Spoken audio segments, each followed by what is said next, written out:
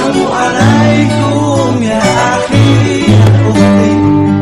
Maulaya salli wa sallim daiman abadan ala Tapi karena lihat kaum anaknya Amirul Mukminin, maka mereka sungkan untuk lakukan itu. Oleh karena itu tidak halal bagi kamu. Panggil tukang cukur, rambut anaknya digunduli.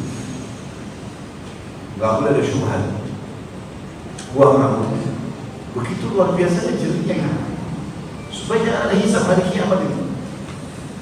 Berapa kali kita teman-teman tidak peduli dengan ini, injak sendalnya orang.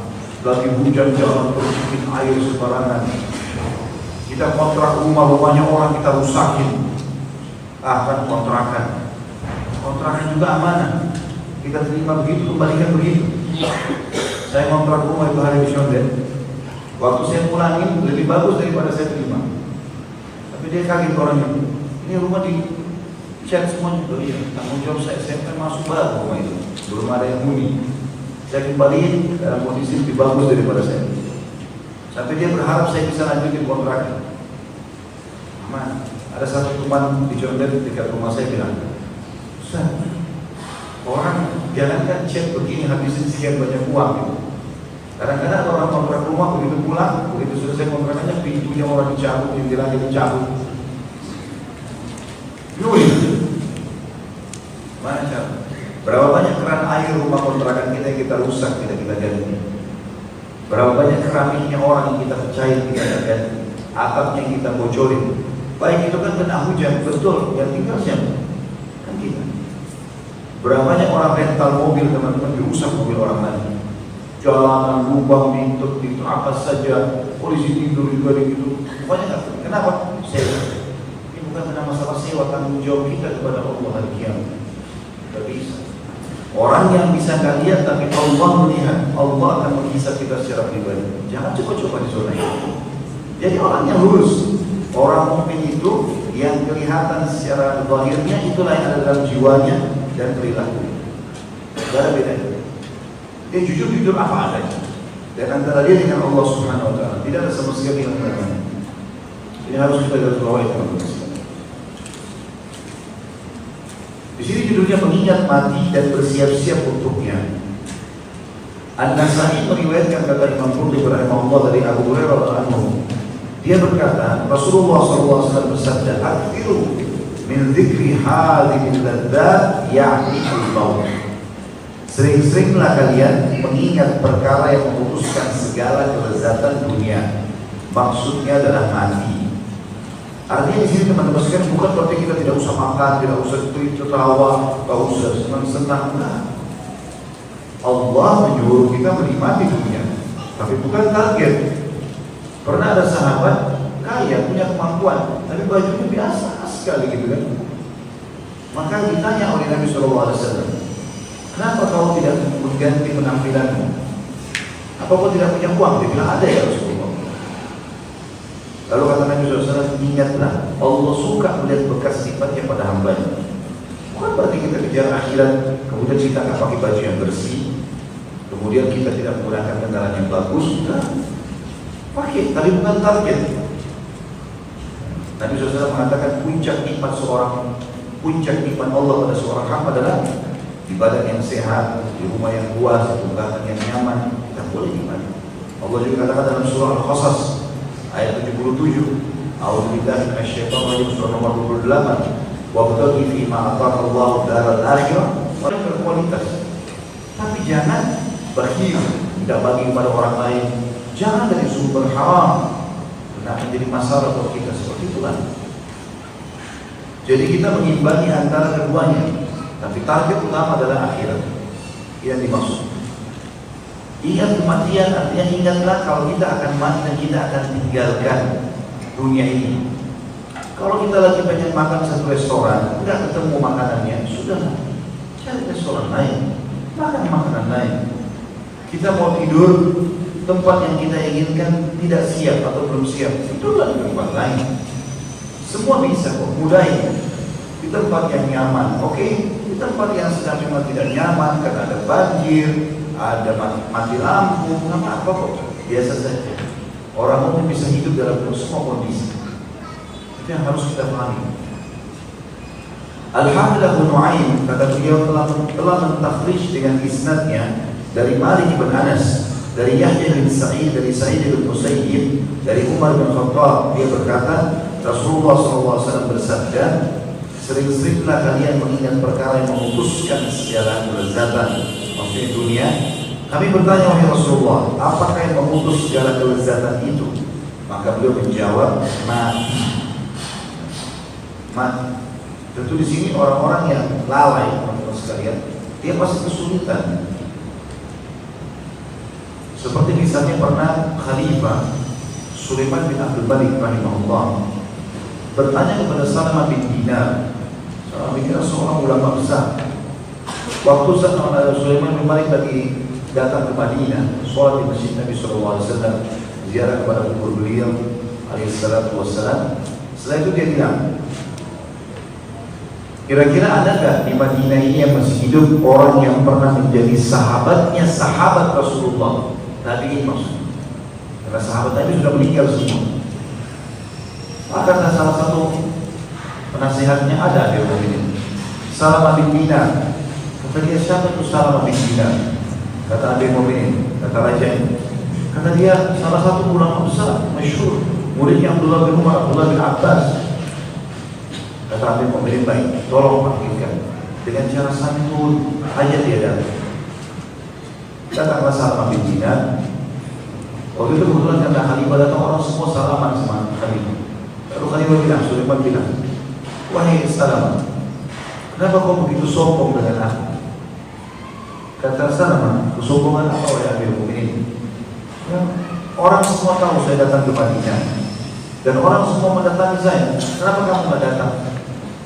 Ya wahai Amir Mu'minin, kesombongan itu dinilai kalau seandainya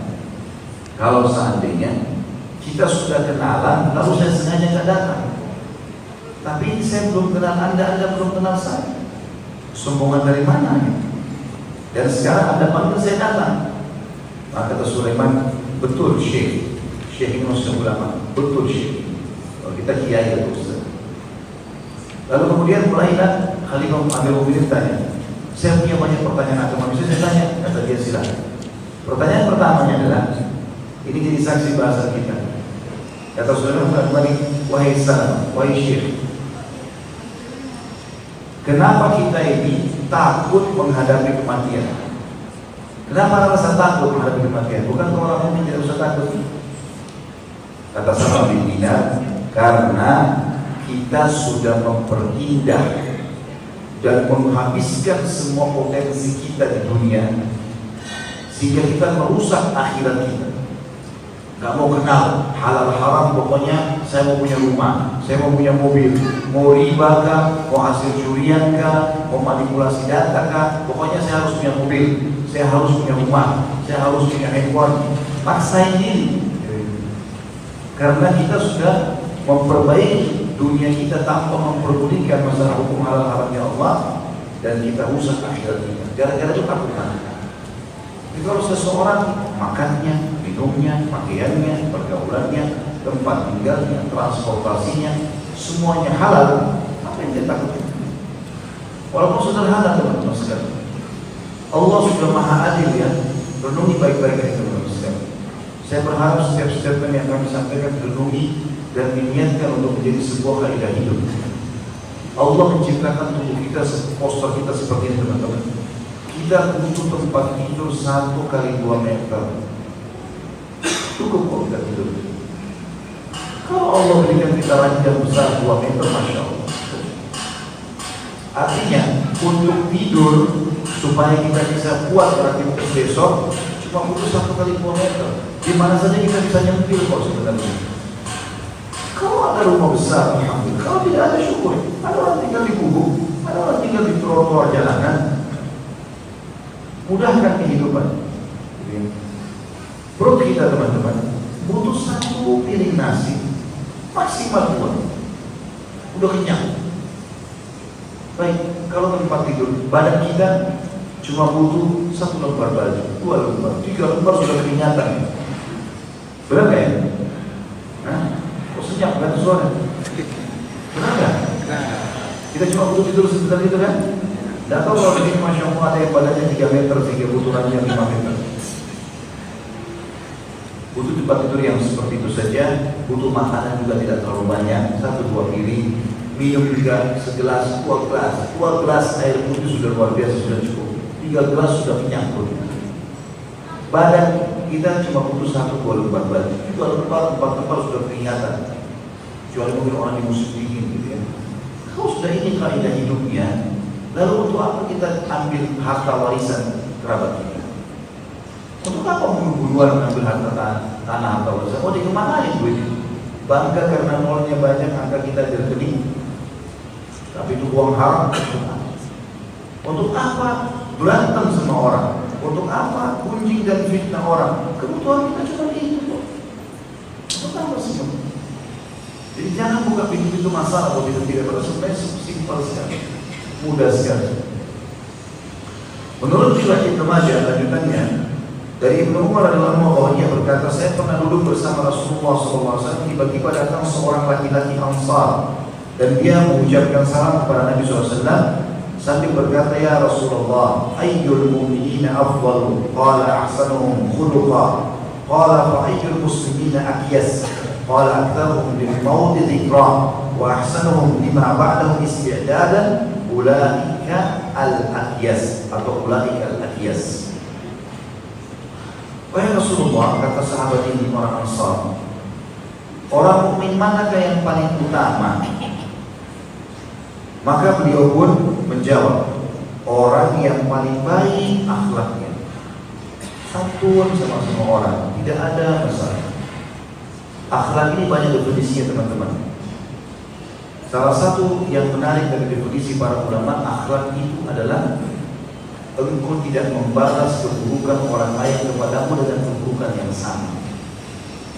Ini orang gibah kita nih, untuk si fulan begini, tidak usah balas dengan gibah juga.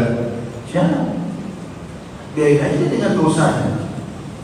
Tapi maksud saya ini baiklah gitu.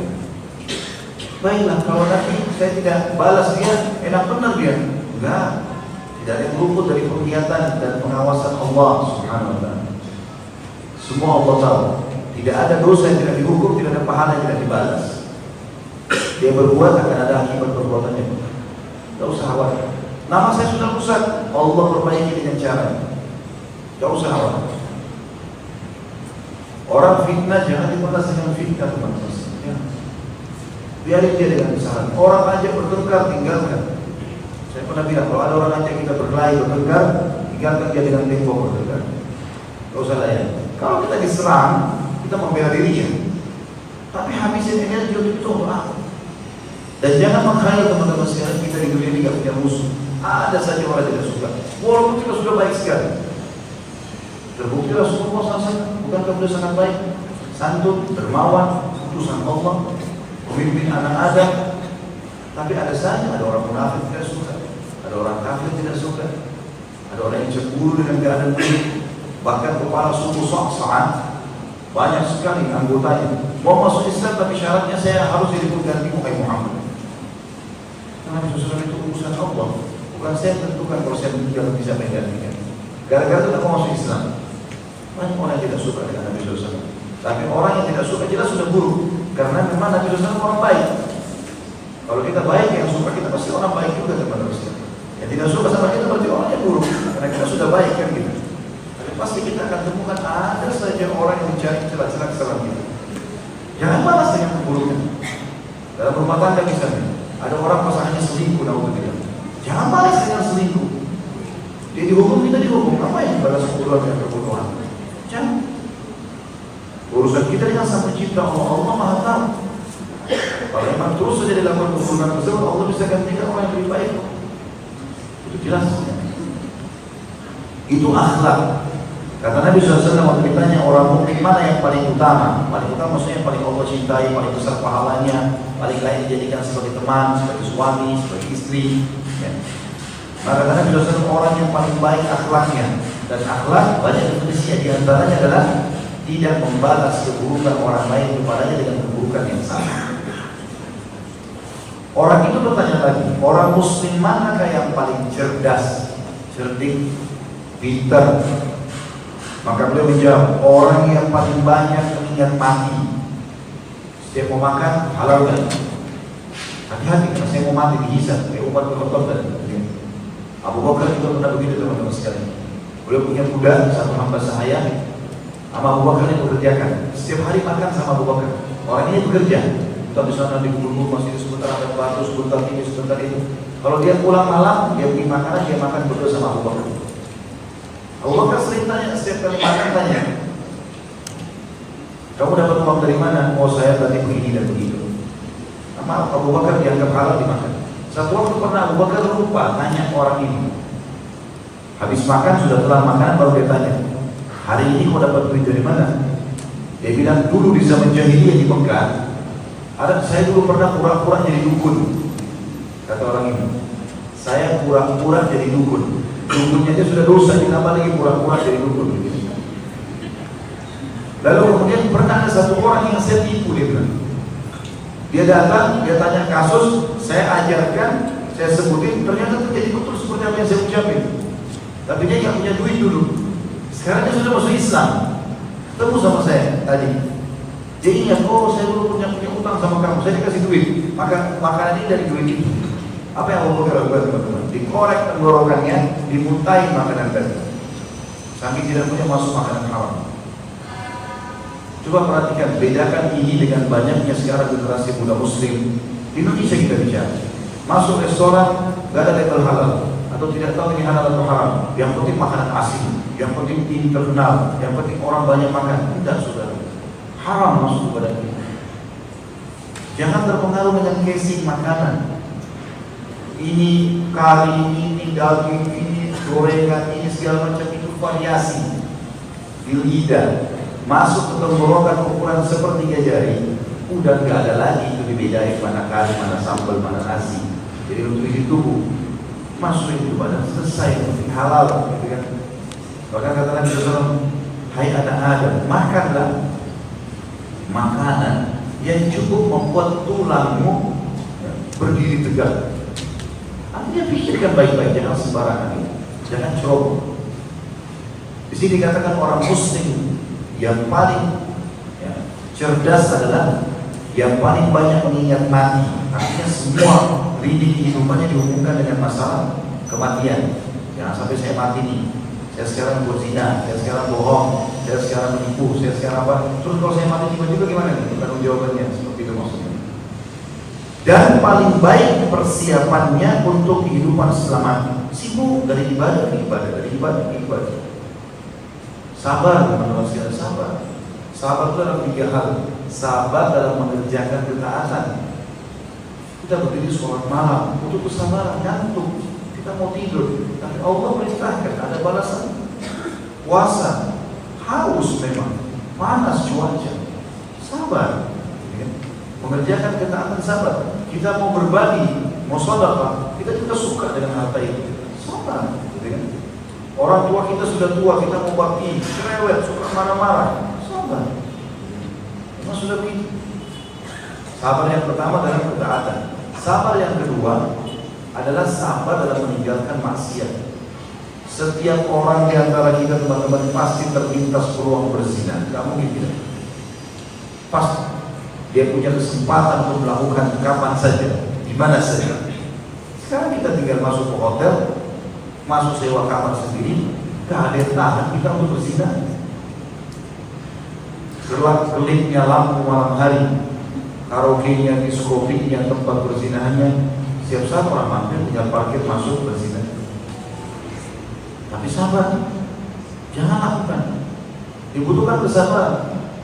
Bisa berbohong, sabar. Ucapkan kejujuran, jangan. Itu juga sabar. Yang ketiga, sabar dalam cobaan harian.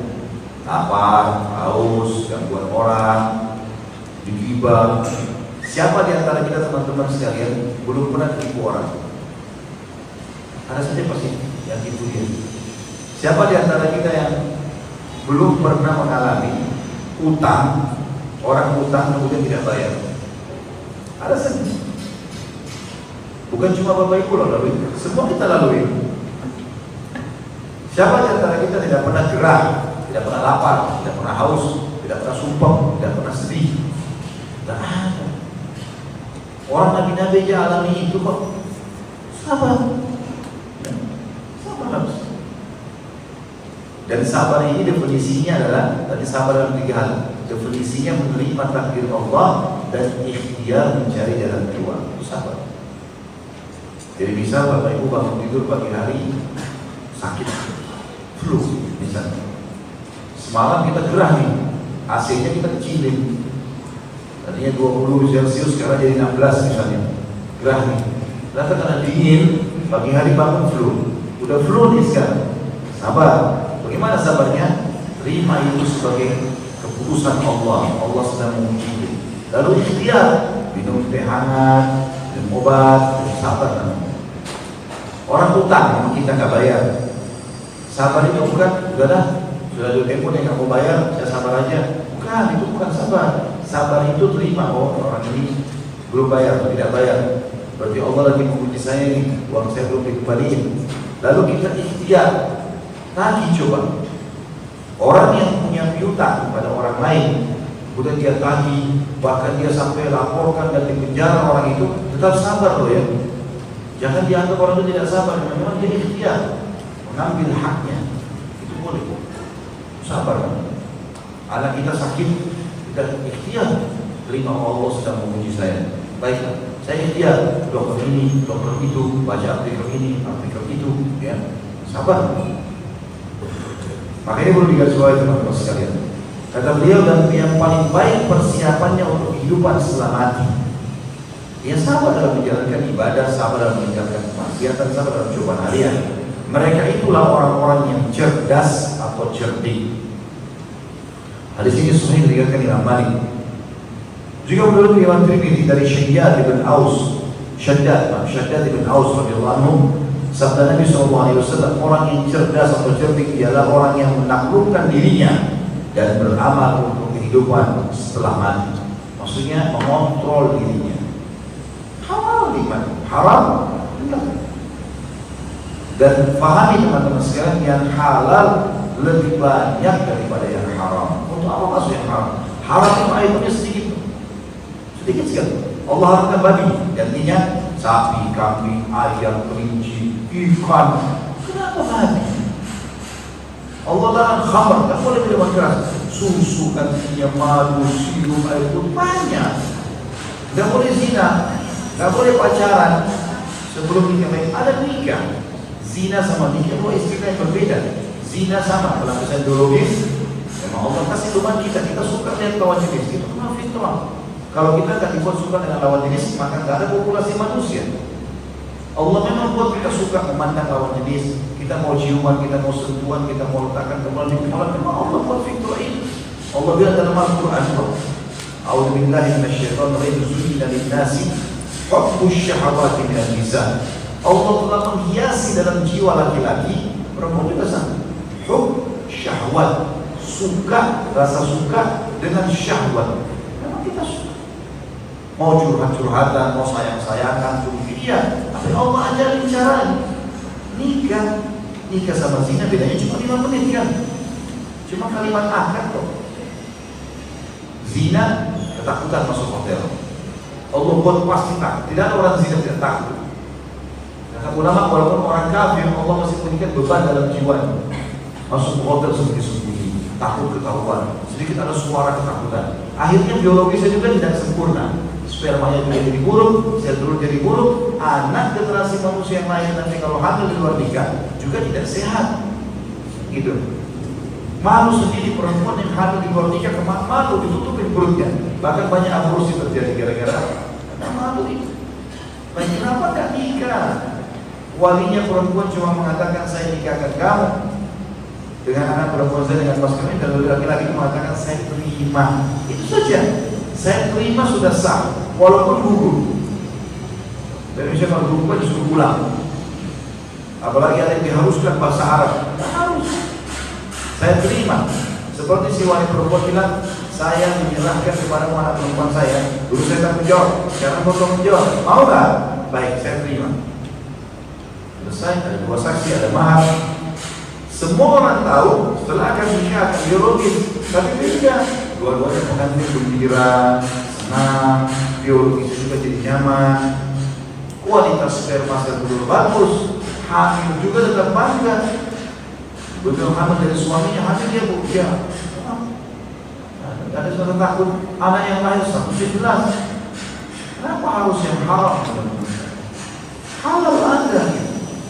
Bolehkah pacaran? Boleh. Setelah nikah, pacaran sampai capek, sampai hamil pun. Apa? Kan gitu. Lampiasin tuh. Tapi caranya sederhana. 5 menit tuh, saya nikahkan kamu, saya terima nikahnya. Kita tidak bicara masalah acaranya segala macam. Namun dalam sunnah Nabi SAW kita buat acara, tapi bukan seperti kita 6 bulan baru nikah. Tunggu gedung ini, tunggu gedung ini. Kalau meninggal seperti itu jadi tidak dapat pahala nikah. Nikah sederhana di masjid. Kalau ada gedung-gedung, undang orang selesai cukup. Tapi ini poinnya teman-teman sekalian. Dari sini dikatakan orang yang cerdik, kata Nabi SAW, adalah orang yang menaklukkan dirinya dan beramal untuk kehidupan setelah mati. Dan orang yang tolol ialah orang yang memperturutkan hawa nafsunya pada yang haram, tapi menginginkan ampunan Allah. Bagaimana caranya? Kemudian dalam riwayat yang lain, Anas radhiyallahu anhu berkata, Rasulullah SAW bersabda, sering-seringlah kalian mengingat mati, karena mengingat mati itu membersihkan dosa-dosa dan membuat zuhud pada dunia. Kalau kita selalu mengontrol diri kita, saya akan mati nih, saya tidak harus sakit dulu baru meninggal, tidak harus tua dulu. Maka kita selalu terkontrol. Itu yang dimaksud dalam hadis. Sering-sering mengingat artinya jadikan sebagai pendamping hidup. Jadi mengingat mati itu seperti pengawas, seperti bodyguard kita yang mengawasi kita. Jadi nggak boleh, jadi jangan, jadi begini, jadi pengontrol. Juga sabda Nabi SAW yang maksudnya karena mengingat mati itu adalah membersihkan dosa-dosa, artinya orang ada jadi tobat karena takut mati dan membuat zuhud terhadap dunia, artinya membuat dunianya adalah sebentar, lalu karena dilalui sebentar. Dunia ini teman-teman sekalian tidak ada yang abadi ya. Jadi apapun yang kita targetkan, misal seseorang yang targetkan pengen sekali makanan favoritnya, baik setelah dapat, habis itu ada orang mau menikah dengan seseorang yang dia sangat cintai, baik sudah menikah, terus apa? Setelahnya selesai.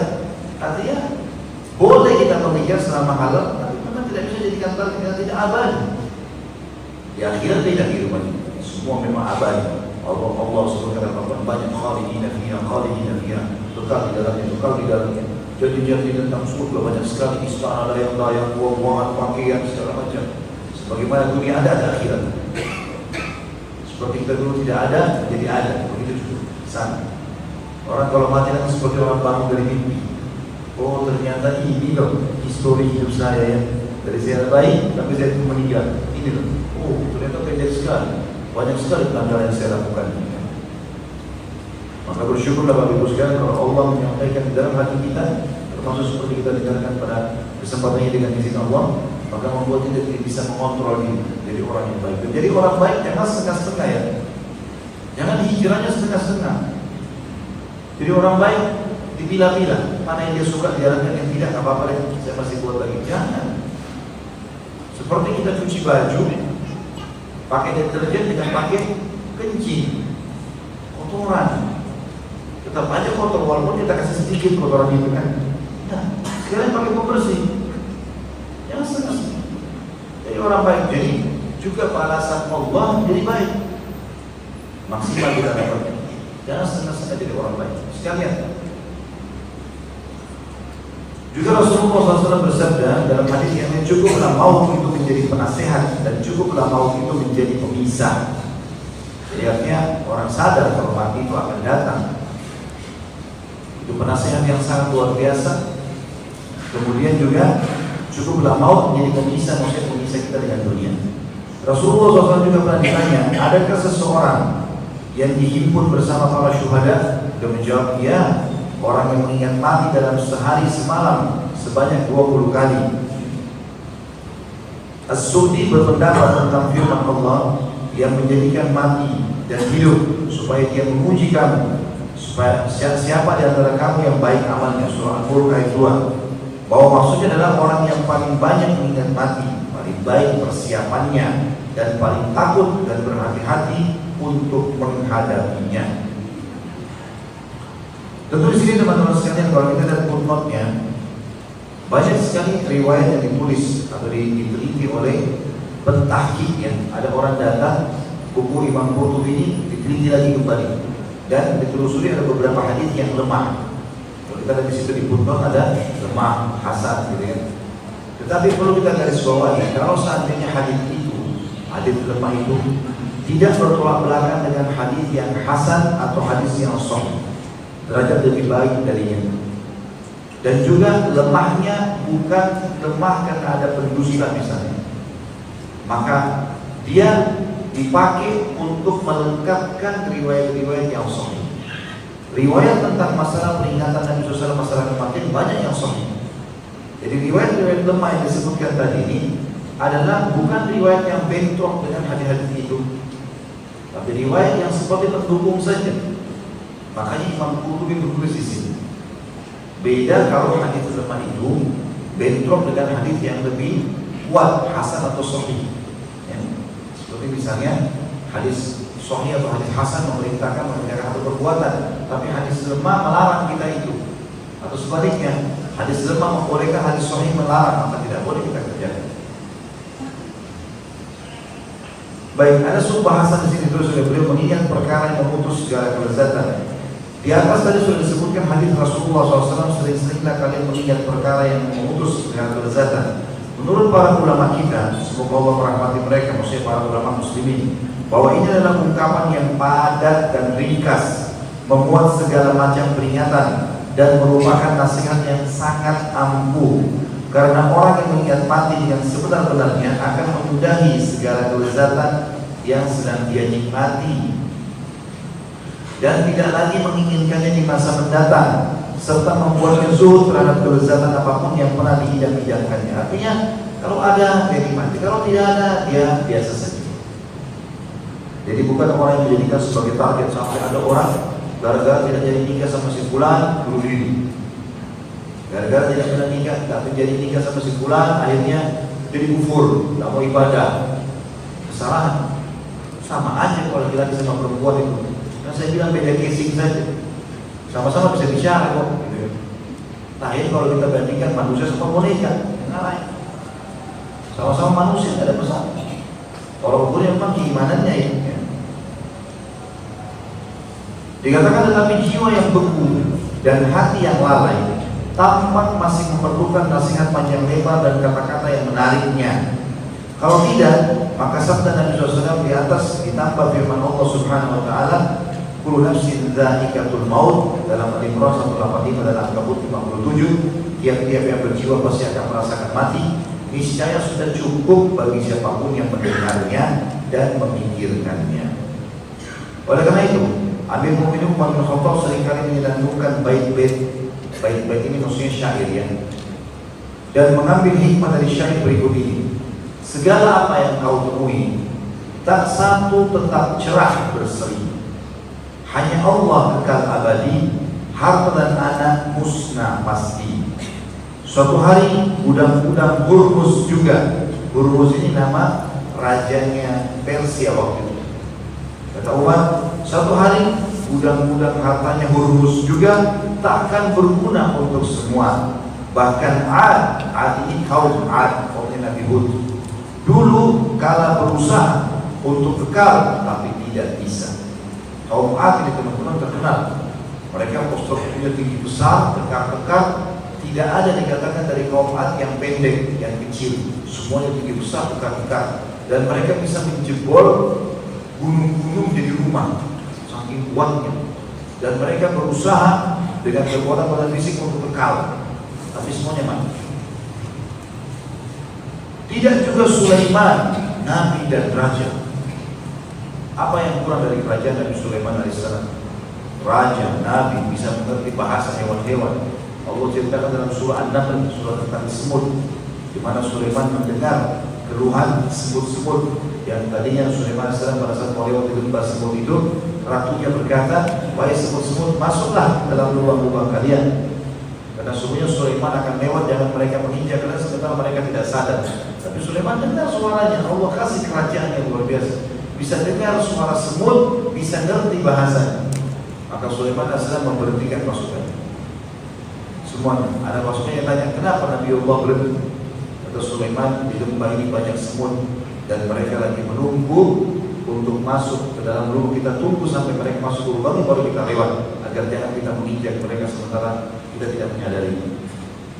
Kata Umar bin Khattab, Sulaiman pun nabi dan raja, meski angin turuti perintahnya. Sulaiman AS teman-teman tidak jarang injak tanah. Kalau Nabi Sulaiman mau dari singgasananya ke kamar tidurnya, angin yang bawa dia.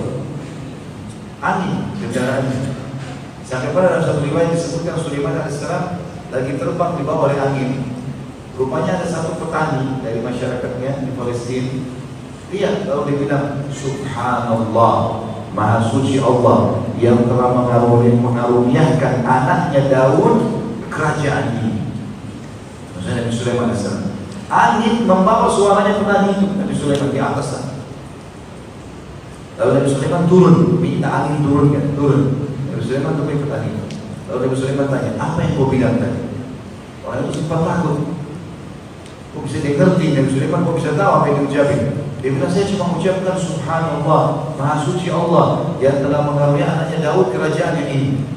Kata Nabi Sulaiman, ketahuilah, potongan pertama kalimatmu itu yang akan abadi, potongan keduanya akan musnah. Maksudnya kalimat Subhanallahmu, Allah itu kekal, kerajaan anaknya Daud akan musnah, yang akan ada yang tinggal. Bahkan manusia dan jin terpedaya tunduk bersimpu di hadapannya, hadapan dunia, sibuk dengan itu, tipu menipu, memukul orang, gibah, gunjing, jadi orang buruk, busuk jiwanya. Kenapa teman-teman? Perbaiki jiwa kita, jangan busuk. Tidak boleh gunjing orang, dendam sama orang, putus asa. Semua kamus negatif ini harus di benak kita. Tidak ada lagi dendam, putus asa, kata terlambat, kan? Semuanya positif. Saya bisa, saya mampu, saya tobat. Kata Nabi SAW, saya benci dengan kalimat pesimis. Saya nggak bisa, saya nggak mampu, nggak mungkin. Lalu kata Nabi SAW, dan saya suka dengan al-fa'al. Al-fa'al itu ditanya oleh para sahabat, ya Rasulullah, apa itu al-fa'al? Kata Nabi SAW, kalimat optimis. Saya bisa, saya sudah tobat, Allah maafkan, sangka baik dengan Allah SWT. Adakah jua raja-raja? Mana raja-raja yang lain? Raja Romawi, versi yang besar-besar, mana? Yang karena kejayaannya, para delegasi datang menghormatinya.